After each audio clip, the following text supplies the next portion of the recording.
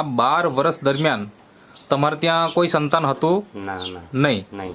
અને હાલમાં અત્યારે તમારે ત્યાં બાળક છે? હા છે. એ છોકરો છે કે છોકરી? છોકરો. છોકરો છે. હા. બરાબર. કેટલા માસ થયા? એ 2 માસ થઈ ગયા છે. 2 માસ પૂરા થાય છે? બાકી પૂરા થાય છે. આજે જ પૂરા થયા? થાય છે. ઓહો, મતલબ 2 માસ થઈ ગયા. હવે મને એ જણાવો કે તમને તમારે ત્યાં 12 વર્ષ પછી સંતાનની પ્રાપ્તિ તો થઈ, પણ લગ્ન થયા પછી કેટલા વર્ષ થાય છે અને સંતાન નથી રહેતું, તો તમે શું શું ટ્રીટમેન્ટ કરાવી અને ક્યાં ક્યાં કરાવી એ થોડીક માહિતી આપો. અમે છે અહીંયા કરી છે વાત્સલ્યમાં.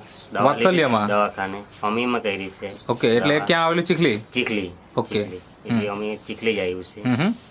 પછી શ્રદ્ધામાં ઓકે.